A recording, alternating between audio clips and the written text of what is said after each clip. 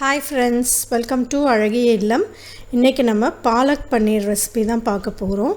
பசலைக்கீரையும் பன்னீரும் வச்சு ஒரு டிஷ் பண்ணியிருக்கோம். பசலைக்கீரை உடம்புக்கு ரொம்ப நல்லது. அயன் கண்டென்ட் ரொம்ப அதிகமாக இருக்குது, ஃபைபர் கண்டென்ட்டும் இருக்குது. அது கண்ணுக்கும் ரொம்ப நல்லது. அதே மாதிரி பன்னீரில் ப்ரோட்டீன் இருக்குது. ஸோ ரொம்ப ஹெல்த்தியான டிஷ்ஷு தான் நம்ம பார்க்க போகிறோம். வாங்க இப்போது எப்படி செய்யலாங்கிறத பார்க்கலாம். ஃபஸ்ட்டு பாலக்கீரை நான் நல்லா கழுவி எடுத்து வச்சுருக்கேன். அண்ட் ஒரு கிண்ணத்தில் தண்ணி வச்சுருக்கேன். அது நல்லா பாயில் ஆனவுடனே நம்ம கழுவி வச்ச பாலக்கீரையை அதில் சேர்த்துடலாம். இதை நம்ம பிளான்ச் பண்ணி எடுத்துக்க போகிறோம். அதனால் இப்போ எல்லா கீரையும் அதில் போட்ட உடனே அதுக்கு கொஞ்சமாக நான் சர்க்கரை சேர்த்துக்கிறேன். ஸோ அந்த கலர் க்ரீன் கலர் ரீட்டைன் ஆகும். சேர்த்து நல்லா தண்ணியில் முழுகிற மாதிரி பண்ணிவிடுங்க. ஒரு நிமிஷம் இருந்தால் போதும். நம்ம ஜஸ்ட் பிளான்ச் பண்ணி எடுக்க போகிறோம். 1 மினிட் நல்லா அதிலேயே கொதிக்கணும். தண்ணியில் கொதித்ததுக்கப்புறம் நம்ம அந்த தண்ணியிலேருந்து கீரையை எடுத்து தனியாக வச்சிடலாம்.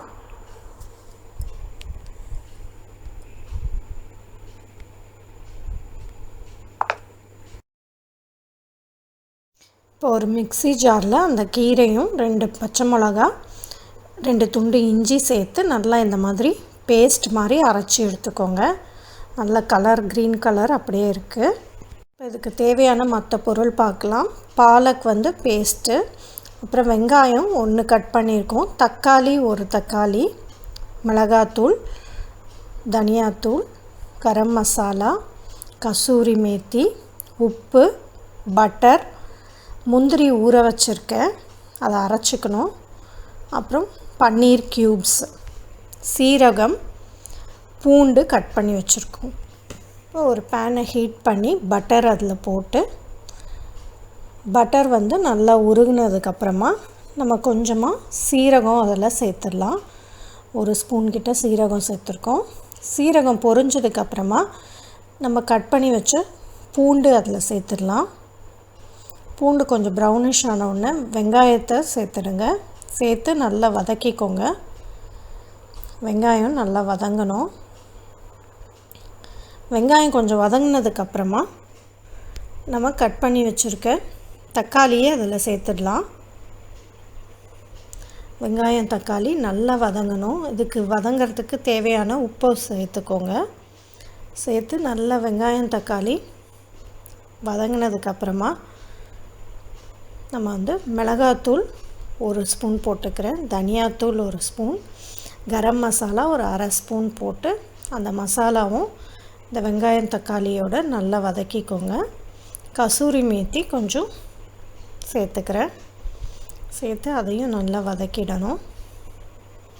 இப்போ நல்லா வதங்கினதுக்கப்புறமா நம்ம அரைச்சி வச்ச இந்த பாலக்கீரை பேஸ்ட்டு இதில் சேர்த்துடலாம். சேர்த்து நல்லா வதக்கிக்கணும். இந்த கீரையோட பச்சை ஸ்மெல் போகிற வரைக்கும் நல்லா வதக்கிக்கணும்.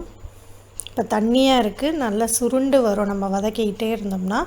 இதுக்கு தேவையான உப்பை 1 ஸ்பூன் சேர்த்துக்கிறேன், இந்த கீரைக்கு தேவையான உப்பு. இப்போ பாருங்கள் தண்ணியாக இருக்குது.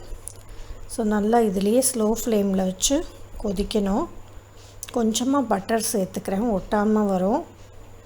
உங்களுக்கு வேணும்னா சேர்த்துக்கோங்க, இல்லைன்னா ஸ்கிப் பண்ணிக்கலாம். பாருங்கள் கொஞ்சம் திக்னஸ் வந்துக்கிட்டே இருக்குது.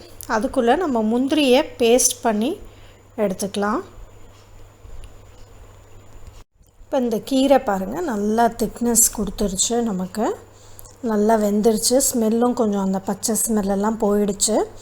இப்போ நம்ம அரைச்சி வச்ச அந்த முந்திரியை இதில் சேர்த்துக்கலாம். இந்த டைமில் நீங்கள் க்ரீம் சேர்க்கணுன்னா இதுக்கு பதிலாக க்ரீம் சேர்த்து நல்லா கிளறி விட்டுக்கோங்க. இப்போ நான் அரைச்ச முந்திரியை இதில் சேர்த்துருக்கேன். சேர்த்து நல்லா கிளறிக்கலாம். இப்போ கன்சிஸ்டன்சியை அட்ஜஸ்ட் பண்ணுறதுக்கு நம்ம கொஞ்சம் தண்ணி விட்டுக்கலாம். கட்டியாக இருக்குது. ஸோ உங்களுக்கு எவ்வளோ தண்ணி வேணுமோ அதை சேர்த்து விட்டுக்கோங்க. இப்போ நம்ம கட் பண்ணி வச்ச பன்னீர் க்யூப்ஸு இதில் சேர்த்துடலாம். சேர்த்து நல்லா கிளறி விட்டுட்டோம்னா மாவு கலரே சூப்பராக இருக்குது. நமக்கு கொஞ்ச நேரம் இந்த பன்னீர் சேர்த்து கொஞ்ச நேரம் கொதிக்க விட்டால் போதும்.